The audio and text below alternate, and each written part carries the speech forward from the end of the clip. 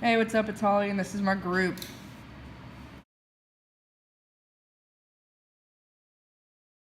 Ruth Ann Music moved to West Virginia in 1946 to accept a teaching position at Fairmont State College to teach mathematics. After 2 years, she introduced the first folklore class at Fairmont State, where she continued to teach until retirement in May of 1967.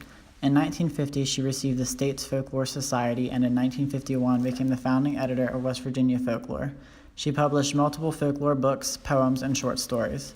Some of the books she wrote can include The Tale of Lilac Bush and Other West Virginia Ghost Tales and Coffin Hollow. Ruth lived in 2 different apartments of the building now known as the Folklore Center.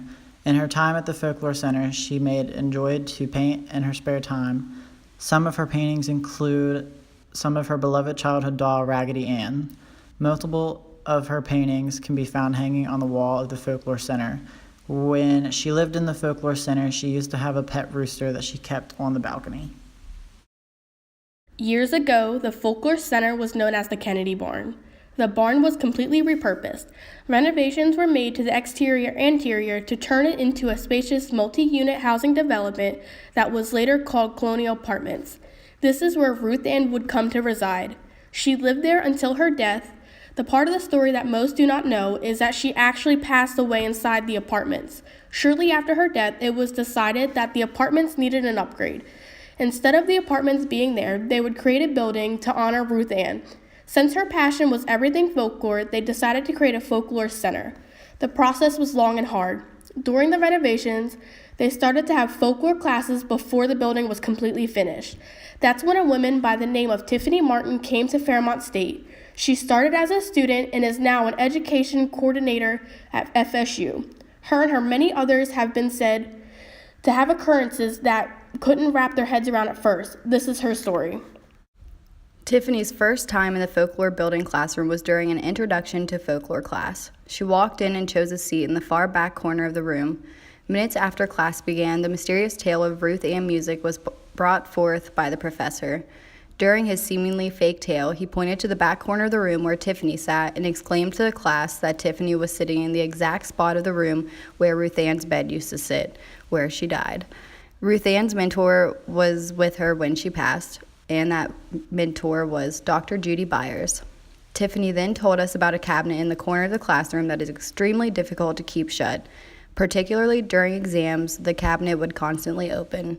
Even with large objects bracing the doors shut, the doors would wildly swing open.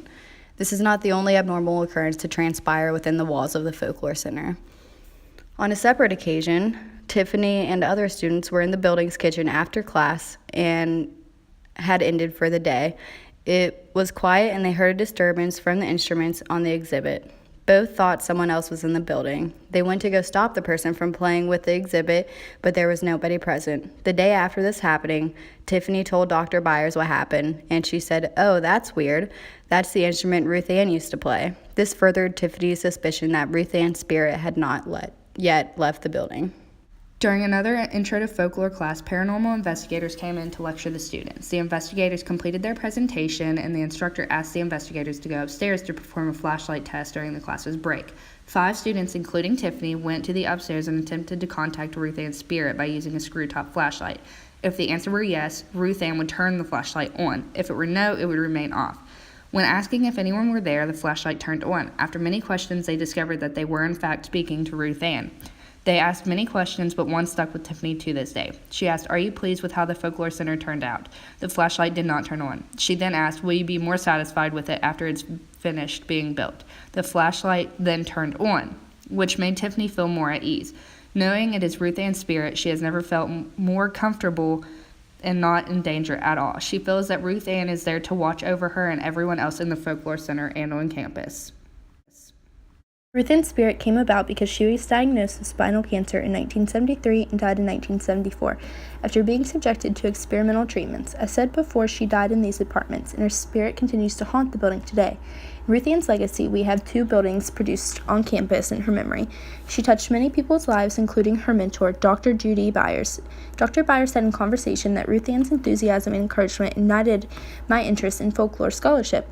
Through her wisdom and preparation of West Virginia cultural heritage, the Folklore Center being one of them and the other is the campus's library.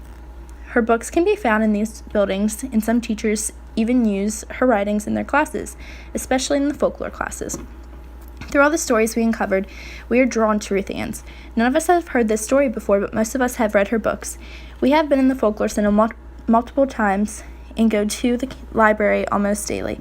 Yet none of us knew about the woman who inspired all of these things. Her story was under our nose the whole time, and we believe that it is worth sharing.